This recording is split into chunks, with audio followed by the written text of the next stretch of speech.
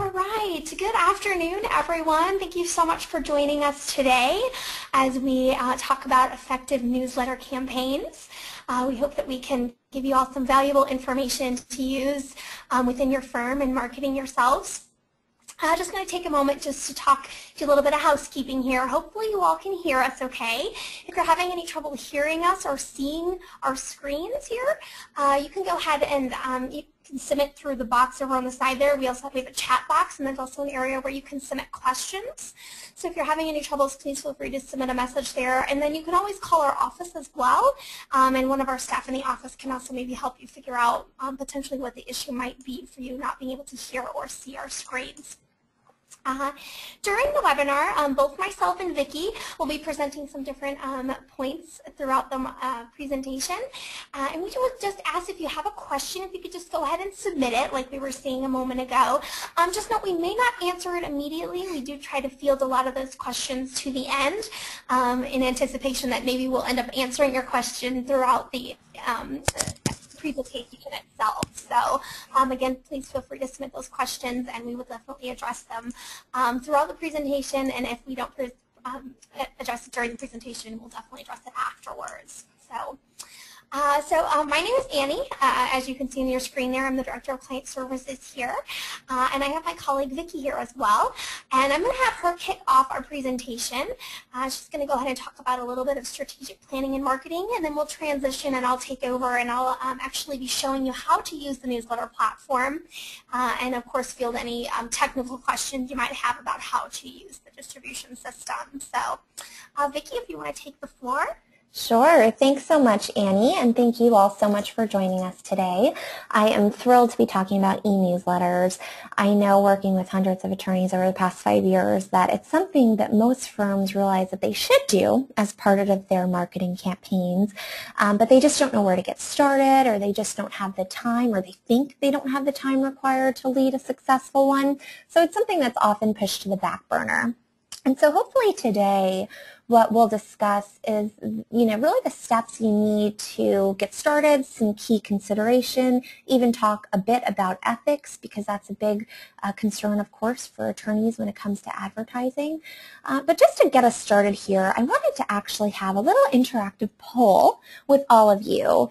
As Annie explained just moments ago during our housekeeping points here, as soon as you joined our meeting, you should have seen the GoToWebinar control panel appear.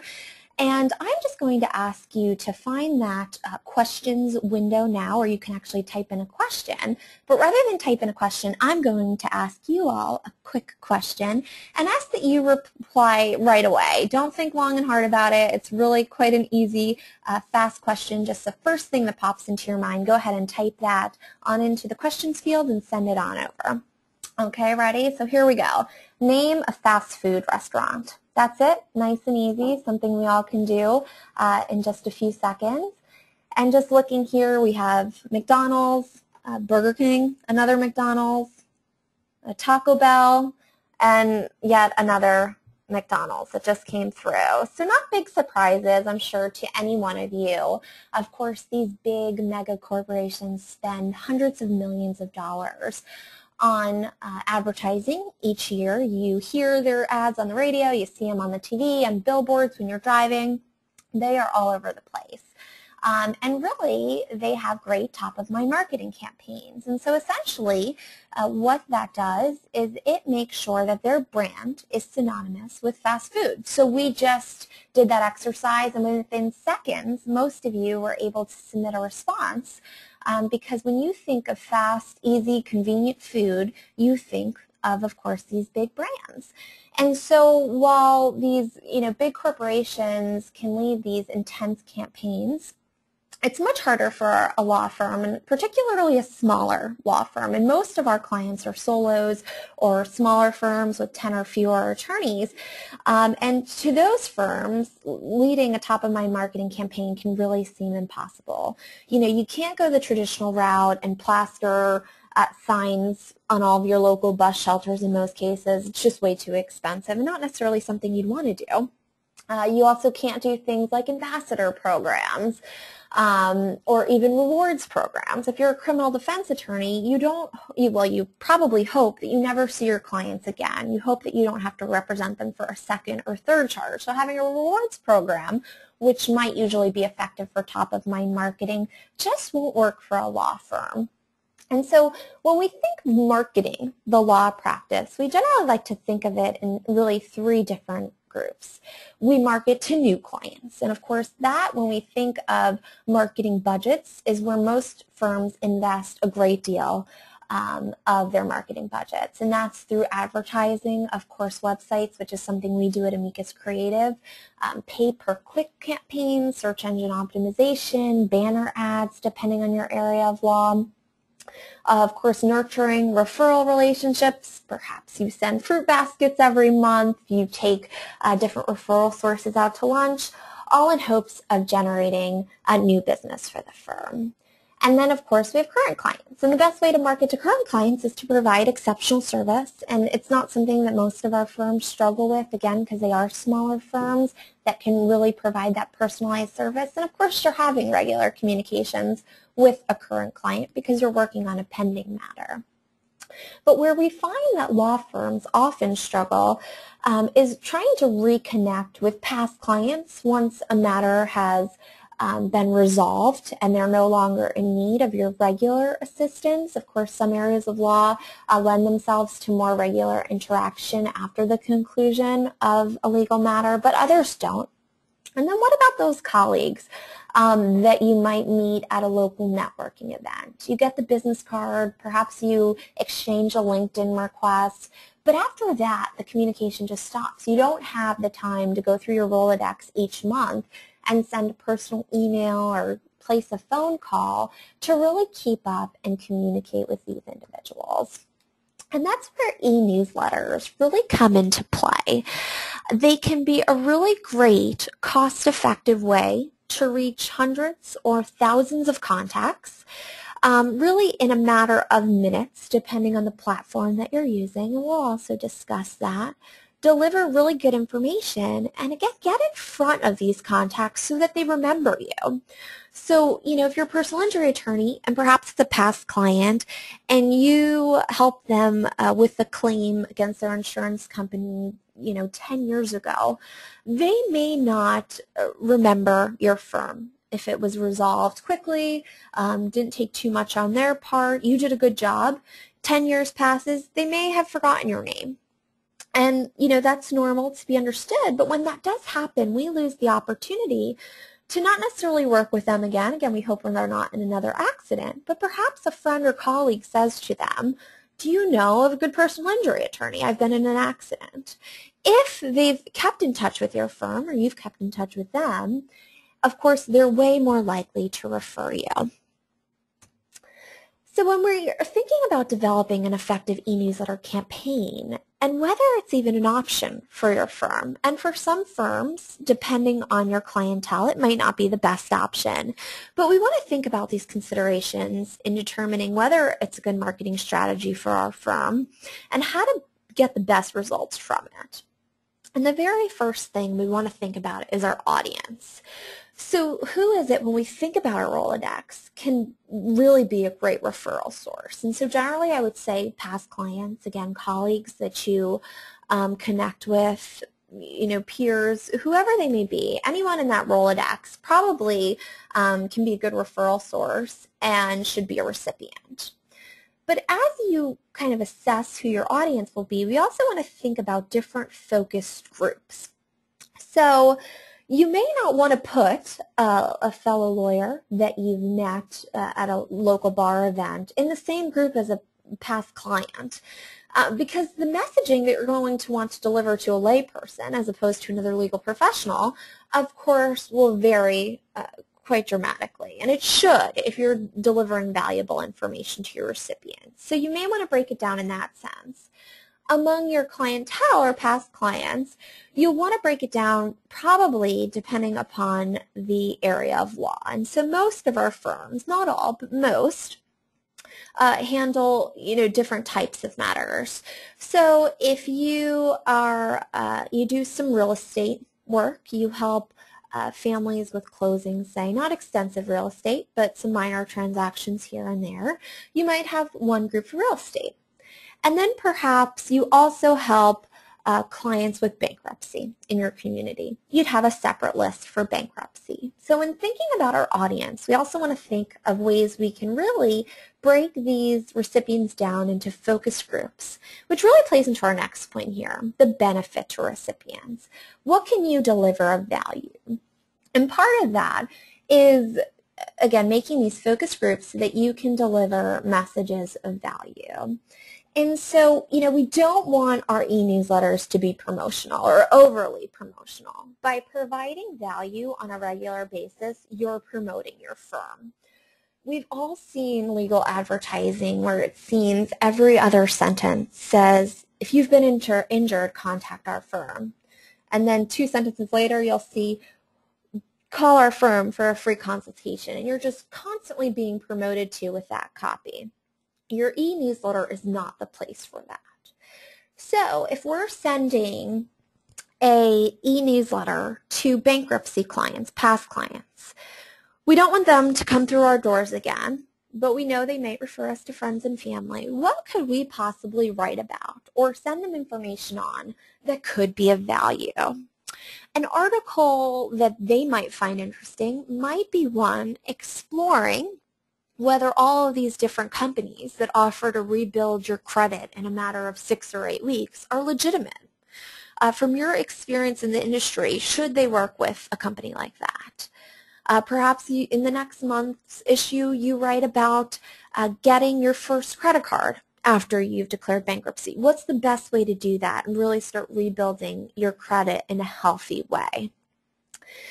And again, if you had focus lists, you can really, provide a strategy which continues to deliver value to this specific group of people who came to you with similar issues. Then we want to think of next up really is our frequency. How often are we going to send these messages? And, again, when it comes to time, we know your time is limited as an attorney. But you don't need to be emailing every day. You shouldn't be sending an e-newsletter every day. And we always struggle with this. What's reasonable versus what's annoying? And it's something we have to think about. On average, I would say at least once a month. We want to make sure, again, value once a month. If we find that we don't have something valuable to share every month, don't just send an e-newsletter to send something. You might need to change your strategy a bit. Maybe we're sending something every other month or quarterly, and that's quite all right. We're still getting in front of our contacts, and when we do it, we're doing so in a helpful way that they'll welcome and not just delete from the inbox. So in determining our frequency, we want to think, what can we offer and how much is too much?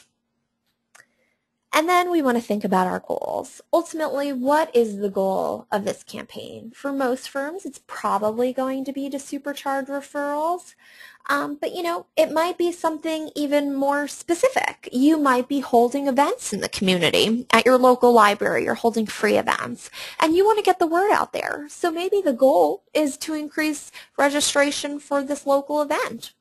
And of course, measuring success will depend largely on your goals. It might be, you tracking referrals, again, registration rates for an event. It also might look at things like open rates, which we'll get into. Depending on your e-newsletter system, you can actually see how many people opened your e-newsletter, because then you're sure that you've made contact with that individual and you've gotten your firm in front of them. And then we want to think of, and something that's not on this slide, is whether we want to allow people to sign up on their own. So, when we first identified our audience, that was us organizing our contacts and putting them into focus groups. But what's our strategy to continue to build on our lists? And, of course, you'll continue to go to your networking events and acquire and finish legal matters, and you'll add recipients that way. But do you also want to allow people to sign up through your website, perhaps? Or do you want to encourage recipients of your e-newsletters to forward to their friends and encourage their contacts to sign up? And more often than not, we do. We do want people to be able to freely sign up, so we're growing our audience and our possible, of course, prospective clients and also our referral sources. So something all to keep in mind when you start considering whether or not you will have an e-newsletter campaign. And then when it comes to, once we've decided we're going to go ahead and we're going to create an e-newsletter, what does an effective one look like? And the very first thing, and something that most firms and companies in general just don't spend enough time on, is the subject line. And that can really make or break a mailing. Of course, it's the very first thing someone sees when they get that e-newsletter. And like you know all too well, you receive one too many emails, every single day. Your inbox is probably flooded with solicitations from service providers, advertisements. So how can you really separate and make your e-newsletter stand out in a crowded inbox? Generally, what we don't want to do, we don't want to have things like November e-newsletter. People might see it, and they might see it's from you, and if they have a good relationship with your firm, they might come back to it. But we don't even want to take that chance. We want to get an immediate open, so we want to capture one's attention. So how do we do that when it comes to a subject line? Well, we want to make it benefit-focused whenever possible. Whenever you can say exactly how this information will help the recipient, they're more inclined to open it.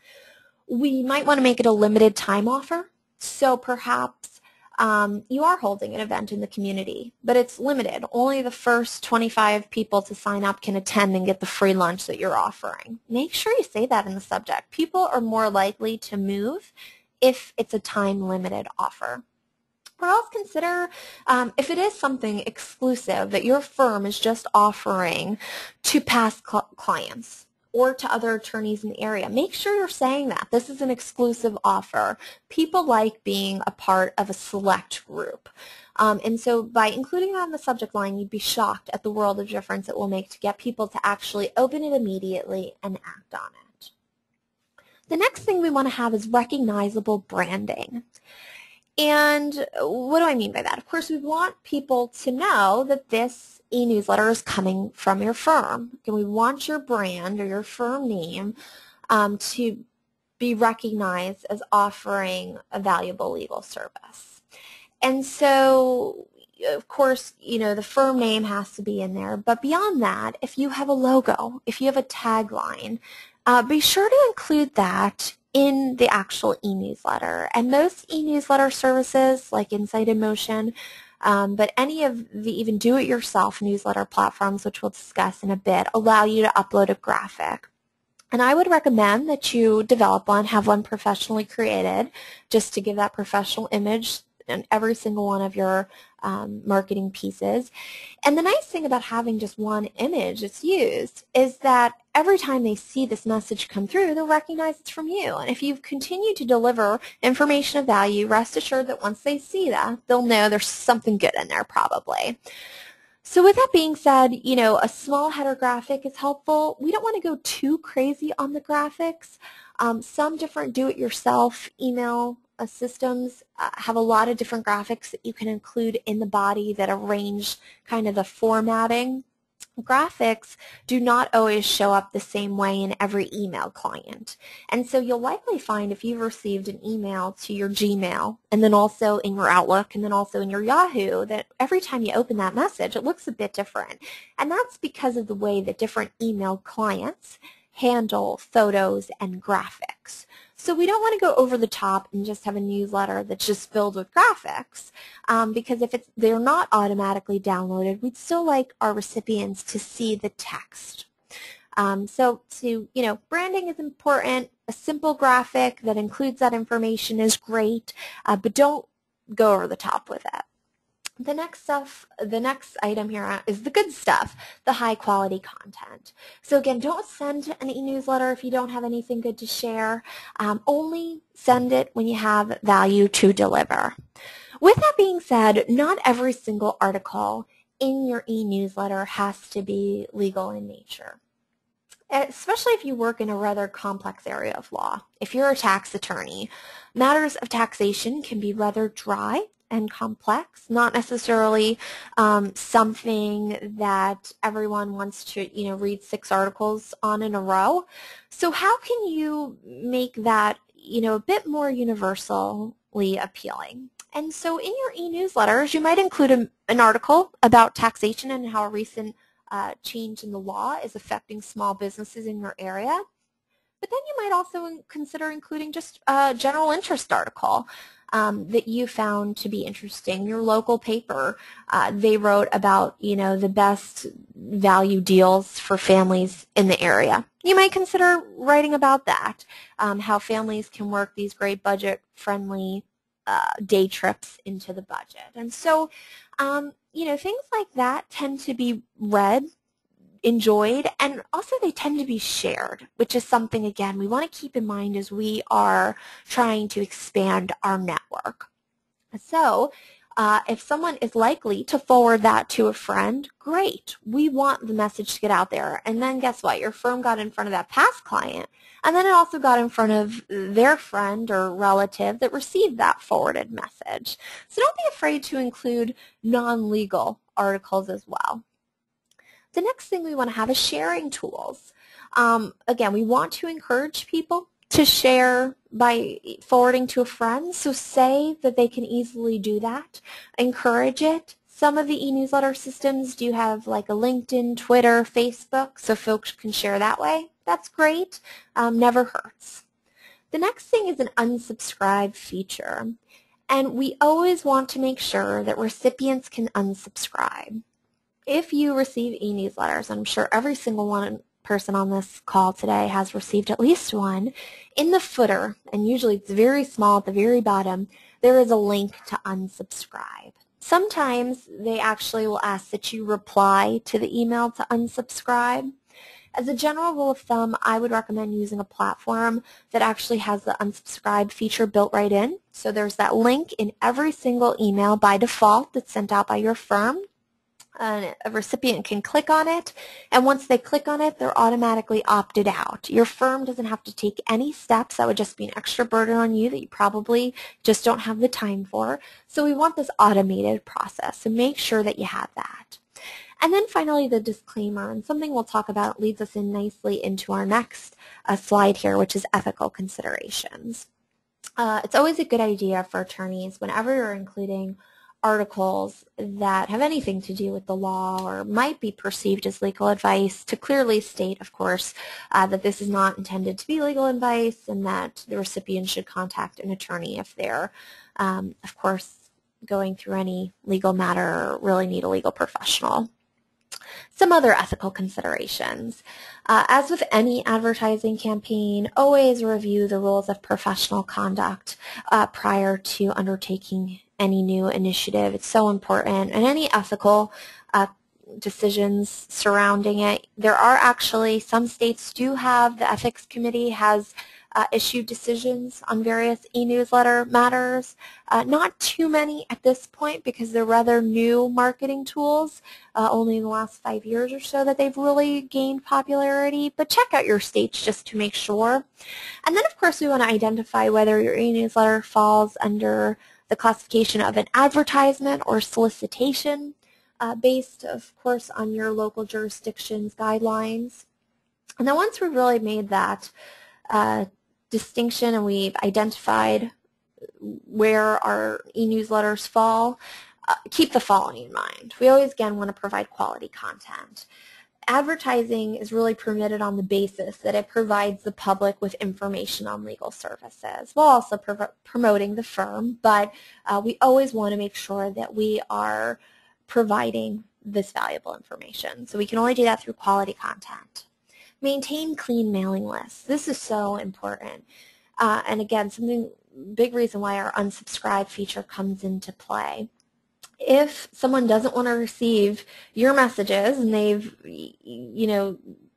made that clear either by unsubscribing or replying to an email, you need to make sure you act on that. So definitely of utmost importance.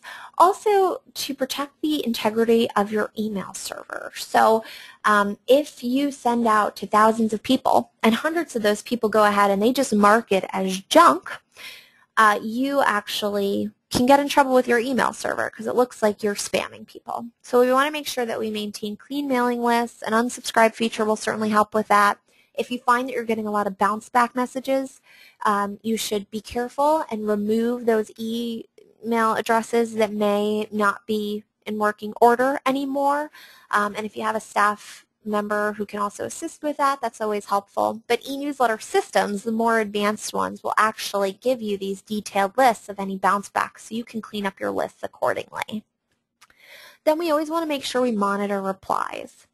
Generally, we don't recommend that e-newsletters are sent from the principal attorney's email address, because if you're sending to thousands of people a day, that can be problematic because email servers will often limit how many people you can send to in any given 24-hour span. So if all of a sudden you've sent 3,000 e-newsletters out, your managing partner hit their limit, they can no longer email out. That can, of course, become an issue.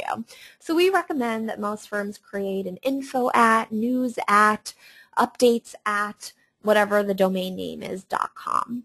And so by doing that, of course, we avoid any issues with sending too many or an influx and bounce backs.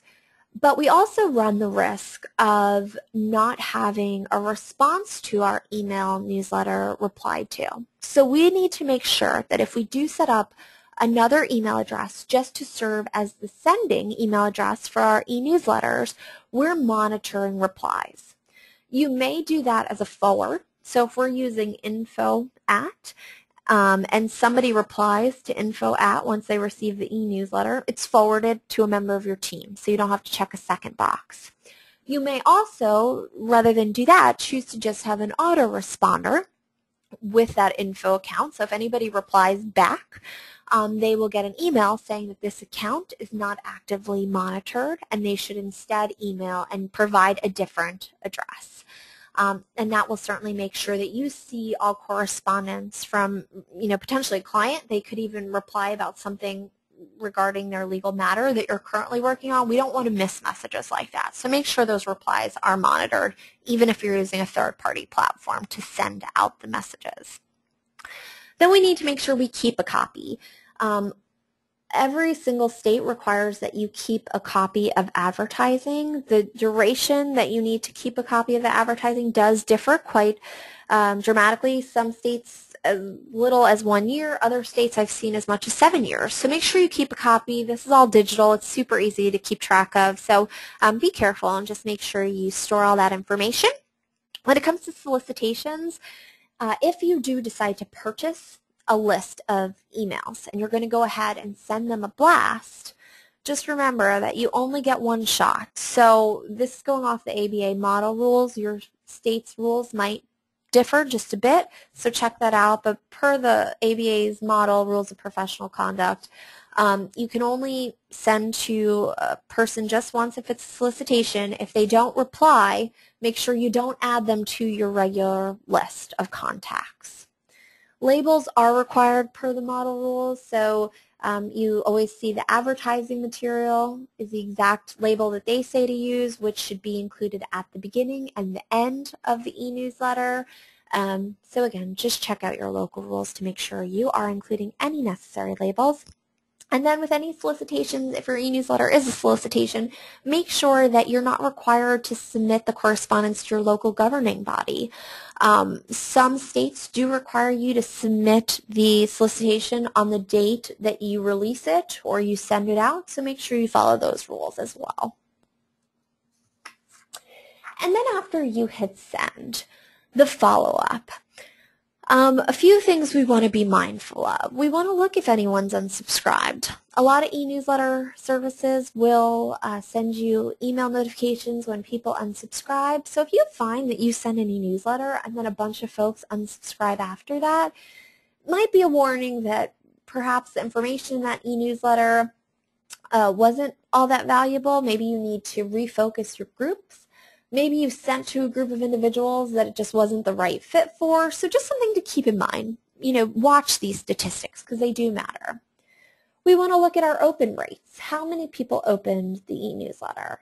If you see an open rate of 10%, don't be alarmed. Open rates tend to be on the low end for e-newsletters of any kind. They vary industry to industry, of course. But play around with things like your subject line and the content and all, and you'll likely find that your open rates do change. Also, the time of day you send your e-newsletters. We don't want to ever send e-newsletters, for instance, in the middle of the night. People kind of laugh when I say that, but a lot of times if you have these e-newsletter platforms and you just go ahead and you schedule one for a future date, but you don't specify what time it should send out, they'll go ahead and they'll fire it off at midnight on the date that you specified.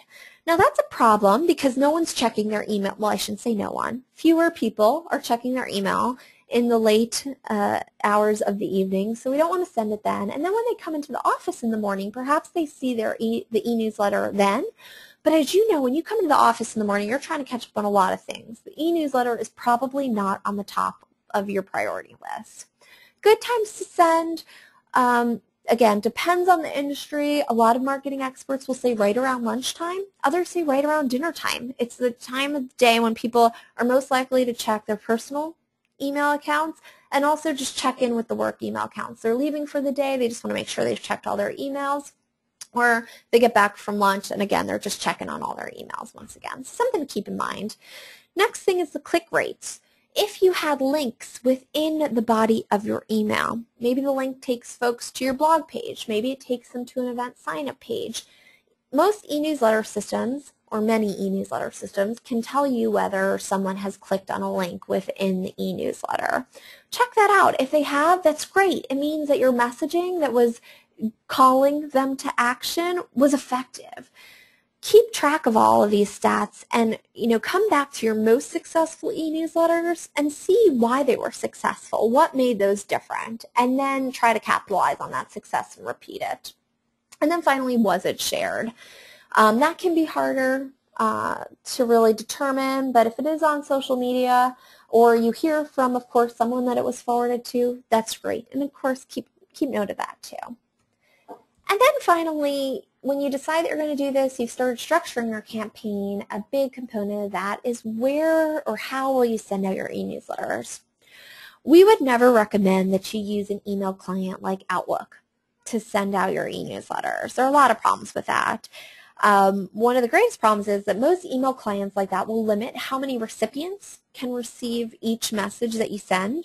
So you might only be able to add 100 recipients at a time. So if you have thousands of recipients that you'd like to contact, you're having to create different groups of 100, send them out in different batches, and it can just take forever. It's not efficient. They lack kind of the unsubscribe features, the option to add in graphics, and so wouldn't recommend using email clients like that. There are many do-it-yourself platforms, things like MailChimp, Constant Contact you've all heard about. They're not specific to the legal industry, but they allow you to upload lists of recipients, and then you have to format the newsletter, put in all the content, and then you can blast it out using their email servers. Definitely some downsides to those. Of course, again, they're not legal specific. They don't have content. They can be a bit difficult to use depending on how customized you're trying to make your e-newsletter. So definitely if you are exploring the options, look at a few. You'll find that they do vary quite a bit depending on which service provider you're looking at. You can, of course, outsource it. Most marketing or advertising agencies will send out e-newsletters on behalf of their clients. The issue with that, and if you are looking at outsourcing it, is that sometimes they don't even give your firm the option to customize articles that they may have in the library. So be mindful of that. See whether they'll let you add information which isn't just general in nature that they use for all of, say, their personal injury law firms, but make sure that you can actually add articles from your firm. So perhaps you added a new associate and you want to go ahead and announce that to all of your contacts. Make sure that when you're outsourcing it, you have that kind of flexibility. And then, of course, you have the hybrid options, which really are a combination of the two. And Insight Emotion, which is the e-newsletter system of Amicus Creative, is really a perfect hybrid, I think, of the do-it-yourself solutions and also outsourcing completely to an advertising agency.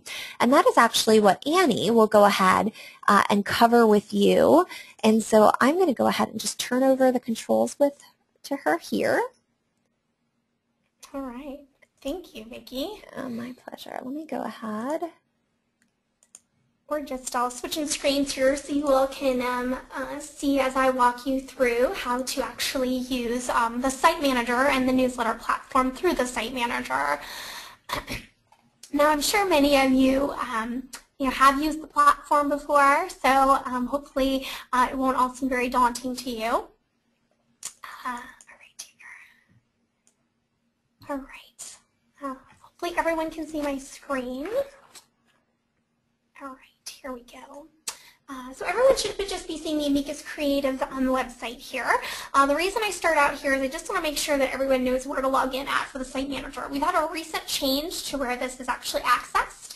So I just wanted to make sure I pointed that out because we do have a lot of clients asking about it recently. So as we scroll down here, at the very bottom of our website, we're going to actually see that there is a Site Manager login link here. So that's actually where you're going to need to go if you want to log in. Of course, once you actually get to the login screen, we always recommend if you want to go ahead and bookmark this page so that you don't have to go through our website every time. As much as we love our website, we know you guys don't need those extra clicks. So always feel free to bookmark this page. The URL will always remain the same. So I'm just going to go ahead and log into one of our test accounts here just so I can show you how it works.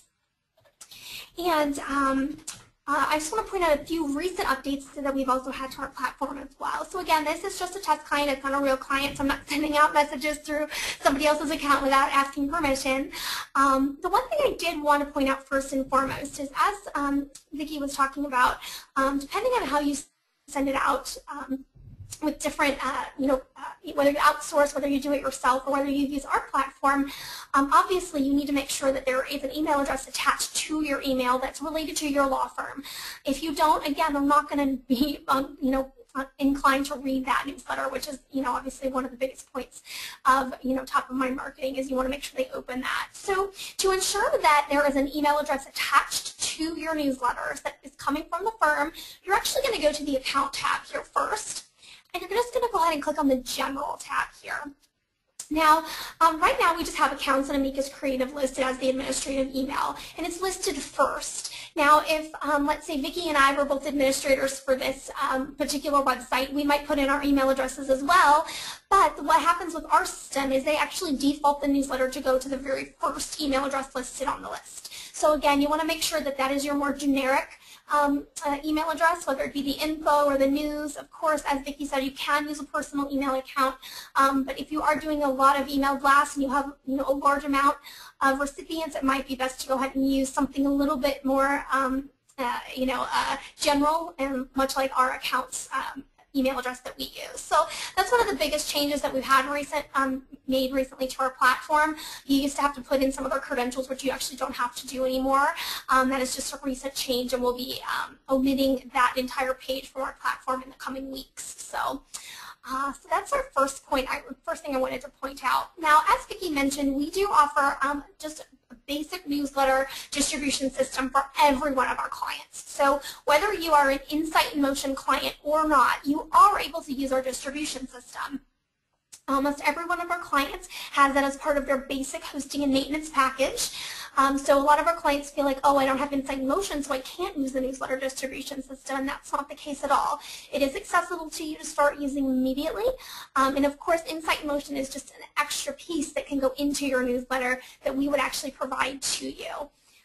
And also, just as a side note, I know many of you know this, with our Insight Emotion articles in particular, which again, those are just articles that are related to your practice. We also have some general interest articles. They can be used within the blog platform as well. I don't want to go into that too much right now. Of course, most of you, if you have any questions about how it's used, it's going to be very similar to how you access the articles within the newsletter platform. So again, just wanted to point that out, that you can use those articles on both the blog and within the newsletter. So for our purposes, for the rest of this little tour that we're doing here, I want to go ahead and come down here to our main tab, just the newsletters tab here. You can go ahead and click it down here, and you'll see that there are some different options. Obviously, when you're ready to come in and create a newsletter, you're going to click the Create New Newsletter. You'll have a way to manage your subscribers. And one of the benefits of our platform in particular is that you can set up different groups to send to. As Vicki mentioned, depending on your clients and your recipients, some of them, obviously may not be needing or would want to receive a particular email or a particular blast that's related to maybe recommendations for, as she said, recent bankruptcy laws. If you're sending that to your colleagues, that might not be of interest to them. So again, that's why we want to make sure that you have the ability to set up different groups within your distribution program here within the site manager. So I think what I'd like to do first with you all is just show you how to quickly create a newsletter. When you come in here, you'll see it's actually a step-by-step building system. And as Vicki mentioned, we also do offer graphics within our platform. And the nice thing about our graphics is that they're always going to be here for you. You don't have to upload them each time. They're going to be there automatically. You'll notice that we do have a way to go ahead and undisplay the header or undisplay the footer if you didn't want that to be present within the actual newsletter itself. So you can turn that off, but you don't have to worry about uploading it each time. And then as we scroll down, your next field that you'll need to go ahead and fill out are the newsletter name. And obviously where it's coming from, that's going to be an automatic default in there for you. But if you do need to change the name on a particular email blast, you can go ahead and change that. And then lastly, your subject line, which was something, again, that Vicki pointed out that's really important. And one of the biggest questions we get from our clients is, what's the difference between the newsletter name and the subject? And that's really just, this newsletter name is really just there for you all. For you when you come back to refer to your newsletters. And just as a side note, we do keep all of them here and we digitally store them for you within the site manager, so that does help you keep track of them. Of course, we would recommend that you keep the copy probably within your files in the office, but we will keep all of them here in your site manager for you as well. So if you want a way to differentiate those newsletters for yourself, you can give it a different newsletter the name than what's in the subject line. Of course, you can use the same thing. It's completely up to you. So, you might want to do something like tax updates, especially with the coming year, change. Maybe you do tax updates 2014. Maybe you would just do something similar here. Sorry, I can't seem to spell today, everyone. So once you go ahead and give your newsletter a name and a subject, now you have the ability to start adding your content. Now, most of you will see in different, email marketing newsletters that you receive, they are generally set up in different sections. And I would say, at least what I've seen, and probably what Vicki has seen as well, we see anywhere between maybe 3 to 5 sections. Of course, you don't have to do that many, but, if you want to go ahead and give as much valuable information as possible, generally we see about 3 to 5. Now here with this particular client is signed up for our Insight in Motion library. So they do have a subscription with us. They pay for that subscription monthly. And then of course that's just an extra addition onto the newsletter platform that they would already have access to, if they didn't get the subscription. Now for those of you that don't have Insight in Motion, all you'll actually see is just this Add a Blank Section button. And then you can start adding different sections and putting in your copy. And then, of course, you'll be able to access and go back and forth. So, of course, we always recommend, if you want to go ahead and use some of, the marketing materials either that we provide to you or that the company outsources to you, that's great. But you definitely might want to put somewhat of a personal spin on the newsletter as well. Maybe include a blank section with some, information about your law firm. Like Vicki was saying, maybe you have an upcoming event. You want to make sure that you include that. And always, again, as Vicki said, we would definitely recommend make sure you look at the copy and make changes to that copy if you see that it needs to be made. Particularly within our library, and I'm going to go ahead and just click on this button here. We're going to add our first section here. So we're just going to come down here, and you're going to select from our master category. So as Vicki mentioned, general interest articles are always a nice feature to add to your newsletters, and that's actually something that we provide actually free of charge. There is no charge for those general interest articles. We only charge our clients to use the legal articles. So if you do subscribe to Insight in Motion, receiving general interest articles is basically a perk of your subscription, and there's no extra charge for that. For our first section here, I do just want to add one legal article right now, kind of open up the newsletter with some good, valuable information right off the bat. And once you choose your area, you'll go ahead and choose the particular category that you might want to choose from. So bankruptcy kind of seems to be our theme today, so I'm just going to go ahead and choose bankruptcy here. Once I do that, now I'll actually have the ability to choose an article from the actual bankruptcy law section of our library. And do note we also have this nice little button here that helps you not show any previously used articles. If you've been subscribed to with us for several years now, it might be hard to remember, did I use that article already? So this is very helpful for you to filter out ones that you've already used. So from here you can just go ahead and click, and you can just scroll through the different titles that might be in here. I'm just going to go ahead and maybe just choose bankruptcy and its impact on your children. So once I choose that, I have the ability to do two different things now with this content. I can either preview it first, or I can automatically add it. Now, if I add it, I can still remove it, so it's not going to be permanent within your newsletter by any means. But if you do want to preview it first, take a quick look through it. You can read through it. You'll notice that each of our articles do come with an image, and you don't have to keep that image if you don't want to, but we do offer that image to come with it. You can read through it here. If you do like it, you can just close out the button, and you can go ahead and click the Add button now. And now this is maybe what we would call our first section of our newsletter. At this point, you're going to keep this one in place, and now we're going to go ahead and figure out what is going to be in our next section. So at this point, maybe you would add a blank section at this point. Now, you notice as soon as I clicked that, it added my blank section down here already. If I want to go ahead and edit that blank section, I can do that right here. So I can go ahead and click the Edit button, and I can just come in, and I'm going to go ahead and give it a subject. And maybe we'll just put test here. And then, of course, this will be the body of the actual text itself that you can go ahead and type directly in, or, of course, you can always cut and paste as well. And once you've completed that, you can go ahead and save it. And one thing I do also want to point out is you can add an image to each of your individual blank sections. Now, as Vicki mentioned, within kind of the legal ramification sections of our presentation, just make sure that you have the rights to use that image in your marketing. There are certain companies out there, especially companies like Getty Images, if they find out you've used an image from their library without their without their approval that you've paid for it, there can be, financial ramifications. So just make sure that you do have license to use those images. So just go ahead and save it once you've put on all of your copy there. And now maybe I'm going to add my last section. I like the idea of adding a general interest article. So again, I'm going to leave these two intact. I'm going to come right back up here, and I'm actually now just going to choose for my general interest section here. So once I choose that, I can go ahead and select a category. Now we have some different categories within our general interest articles. Some of them are just a little bit more fun, and this again is going to really depend on your rapport with your particular clients and also with your particular distribution group that you're working with. Maybe a lawyer joke amongst your fellow colleagues might actually be funny. They might all really appreciate that. Maybe some of your clients might not appreciate a lawyer joke. So of course you'll know and be able to test out, what might be the best type of general interest article to add to your actual newsletter. I'm just going to choose our general interest articles, and then you'll see that they do range in how to avoid carpal tunnel, 5 tire safety hazards, and of course these could pertain to a majority of your clients. We want to make sure that, much like our articles, they're fairly universal in nature, and of course even with these you can go ahead and make a change to them if you wanted to. I'm just going to go ahead and preview the content of this particular article. I do like the article.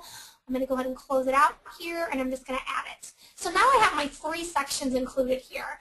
As I mentioned earlier, you can delete them if you don't want them to be part of the newsletter any longer. You can go ahead and edit them, and you can also move up and move down as well.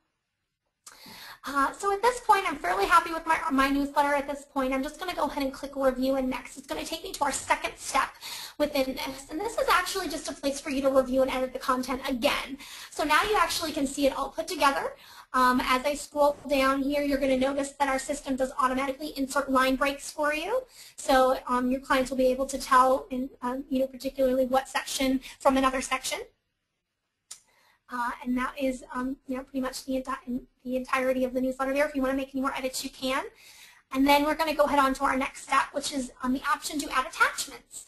So again, every email client that you use is going to be slightly different. Within our platform, you do have the ability to add attachments, just like you would to any email that you would send through, your email client, whether it be AOL or Gmail or Outlook. You can put an attachment in here within your newsletter. An attachment may include something like maybe a flyer for an event that you're doing within your office or within the local community. Really anything you want, you can go ahead and add that attachment. Of course, it's optional, so you don't have to add anything if you don't have anything to add. And then at this point, we would go ahead on to and choose our recipients. So as you can see here, now within my recipients section, you'll see that I've actually already built up my different groups. So I have a general newsletter group. I have a group that goes to my clients. I have one that goes to fellow attorneys, one to my family law clients, and one to my estate planning law clients. So at this point, you would go ahead and choose what group should receive this email, particular newsletter. Maybe I send this to just my general newsletter recipients at this point. And then, of course, as you choose them, it will actually show you the email addresses, and show them down there, and, give you a full running list of who is going to be receiving that particular newsletter. And then lastly, we're just going to go ahead and proceed to publish. Now, when you proceed to publish, a lot of our clients feel like, oh, it's been sent out, I can't do anything more with it. And that's not the case. So don't be afraid to click that Proceed to Publish button. That's now going to give you the options of what you want to do with this particular newsletter. So within this particular newsletter, you can save it. You can save and send out, and you can save and schedule for a future date. Now, this was a great point that Vicki made. If you do choose to save and schedule for a future date, you have the ability to choose the date, and you can also choose a very particular time frame. As you can see, it's pulling the time what it is right now, but obviously you don't have to make it by the minute. You can, of course, see an hour time frame. And we do give you a drop down, but of course you can type anything in there as well. So you have a lot of flexibility on what you want to do with your newsletter. And you'll notice that, again, we always save a copy for you no matter what you end up doing with this newsletter. At this point, I'm just going to go ahead and save it. As you can scroll down here, you'll see that this newsletter, what it looks like with everything put together. That's what it's going to look like once it's emailed out. And at that point, you can just go ahead and click the Finish button. I'm going to save it. Maybe I need one of my colleagues or fellow attorneys to look at it, and I can come back to it at a later date. Now, once you click the Finish button, it's going to automatically drop you into the View Status section. And what this is this is an area for you to actually view the email status. It can show you, what got sent out. You can view the log. You can view what the actual, newsletter looked like. Again, this will be a running log that we'll keep for you. We will never delete them from the email status section. So as Vicki said, you can come in here and refer to those if you need to present copies, as proof of advertising. So that's the email status section. All of your unsent newsletters will also be stored in here. One of the biggest things we would recommend doing in terms of time, if you can, is maybe set up your newsletters for the next month or two.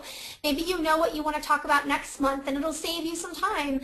You can go ahead and sit down and put together all of your, email newsletters. Maybe for the next few months. Of course, you can always come back and edit them. So I'm able to come back and edit this tax updates one. If I just click the edit button here, I can go ahead and open it up, and there we go. I can go ahead and, make edits to it, especially if I set something up maybe 6 months ago. Obviously, there might be changes, something I want to add to it.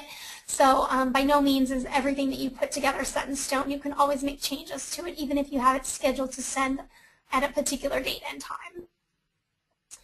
One thing I did want to show you is just a few of our newsletters. These are actually copy and pasted into a Word document, and I saved it as a PDF. This might be a great way for you to go ahead and save them within your platform if you decide to use our system. And do please, ignore the fuzziness. This is just because I copied it from an email into a Word document and then into a PDF. So it is slightly blurry. It will not be blurry when you see it via email.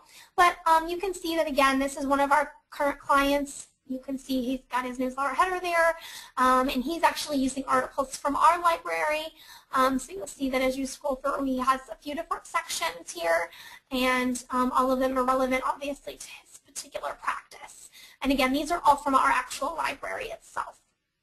And then at the very bottom, you'll notice that this is, where we list the unsubscribe. You'll see the click here button. Vicki talked about, the best way to unsubscribe is to make sure that those clients have the ability to unsubscribe themselves and you're not having to do it for them. One other one that I do have here, I'll just show you. It's one of our clients that types up all of his own copy. You know, he does do a little recap at the beginning there, talking about what's in this particular edition, and then as you scroll down, it talks a little bit about, you know, articles that either he's put together, his colleagues have put together, but he does put together all of his information on his newsletter himself. And again, both of these were sent from our newsletter distribution system, and they were sent to our email account, and then we did save them, you know, as a PDF, which you will always have the ability to do on your end. And again, the footer looks very similar. So that's pretty much everything I wanted to review. Of course, you'll be able to come in and manage your subscriber groups and your subscribers themselves.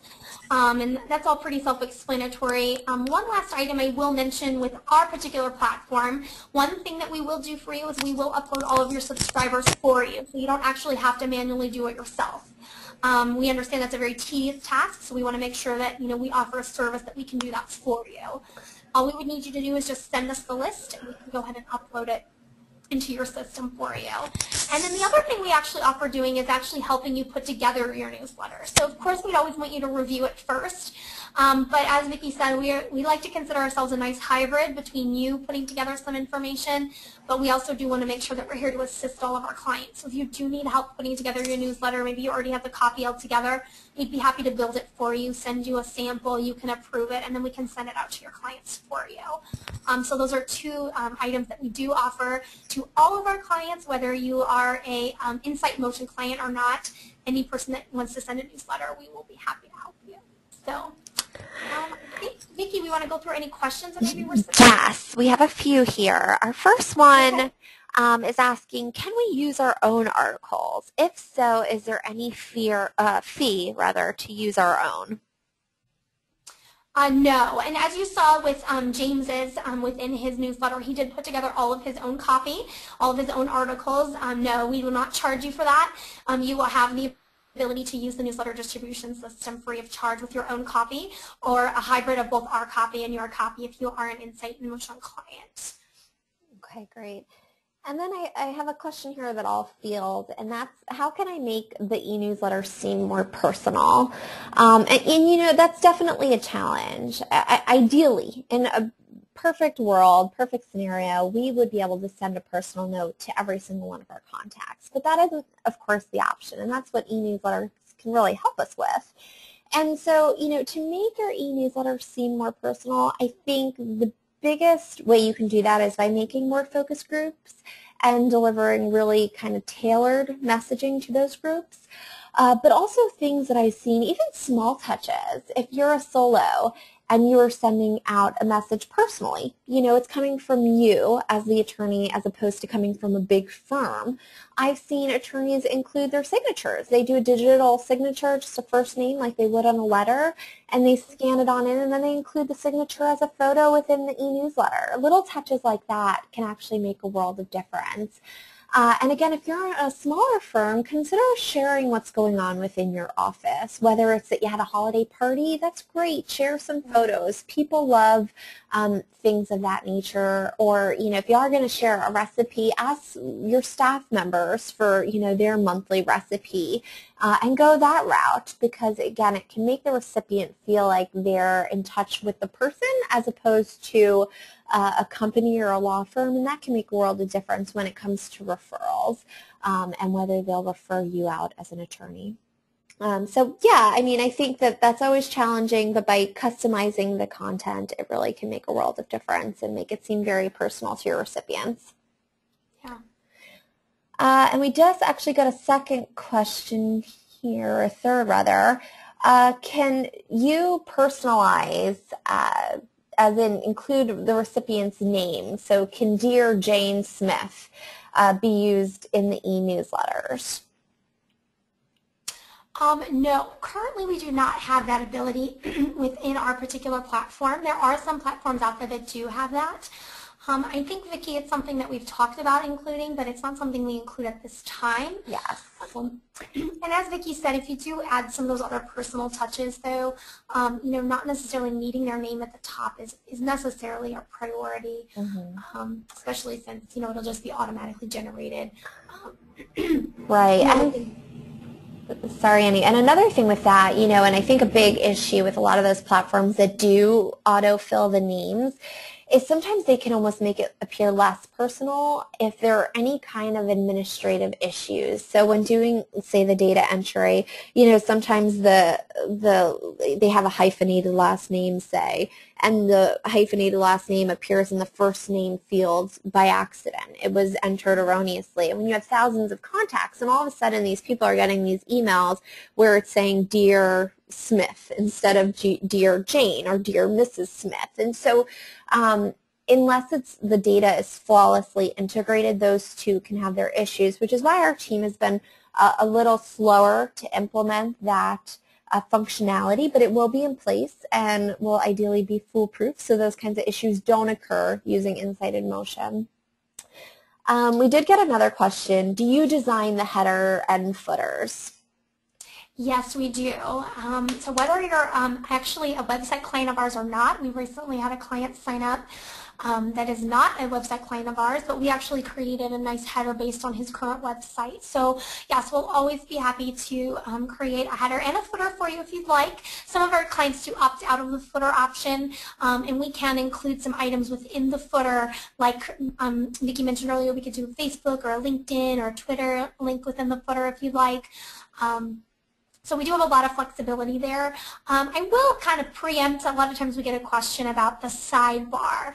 There's some email clients out there in distribution systems that actually include a sidebar within the newsletter as well.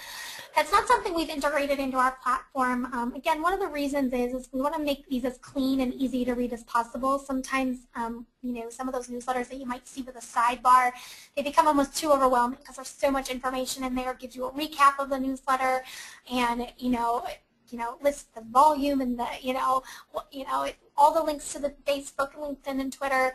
And so it's not something we've integrated. It's something, again, that we've been talking about doing. But again, like Vicki said, we're a little slow to do it because we want to make sure we do it the right way and that we don't overwhelm your readers with too much information, which can happen with some, emails blasts that do go out.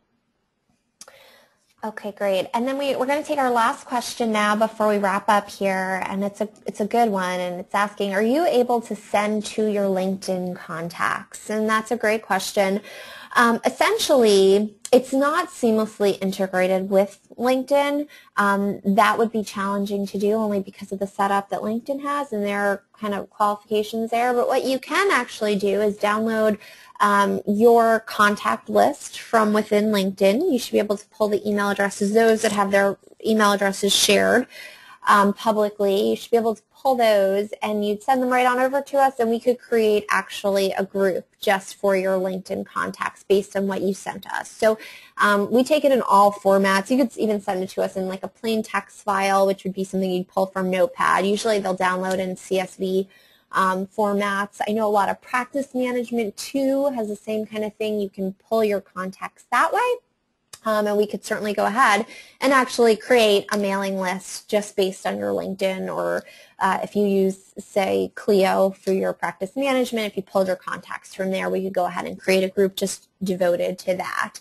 The nice thing, too, about our system is that if, say, you were to pull your list from Clio, your account with Clio, and then also from LinkedIn or your Gmail account or address book, our system could actually see if you had a duplicate. So if you had a client in both your Gmail address book and your Clio book, and then they would appear in both recipient groups, and you mailed to both, that individual wouldn't get two messages. Our system would see that they're actually listed in this mailing twice and would send them just one. So it is pretty advanced in that way, and it allows us to really manage multiple lists. So even if you have crossovers amongst your group of contacts, it won't really impact our sending system here. Okay, so if we haven't covered any questions today, and I see actually one that we just won't have time to get to, but I will certainly follow up with you offline here. please feel free to send us an email or give us a call. You can always contact us through our website too, amicuscreative.com, or via email, accounts@amicuscreative.com, and we'll get back to you as soon as possible. And we actually have been recording this session the entire time, so we'll go ahead and we will upload it to our YouTube channel, and then we will share it with all of you in case you want to refer back to it again in the future. So we definitely thank you all for joining us today. It's been a pleasure to be able to present. And we hope you will join us. Our next webinar is scheduled for January 14th, and that is actually going to be presented by one of our partners, Allison Shields. She's an attorney herself who's written quite extensively on LinkedIn and harnessing the power of LinkedIn for your law firm's marketing efforts. So we'll include information on that in our email follow-up as well. So we certainly hope you'll join us for that event, which will be very informative and a great addition if you're going to be leading any social media marketing campaigns in the new year. Thanks again, and we hope you have a great day. Yes, thank you, everyone. Have a good one.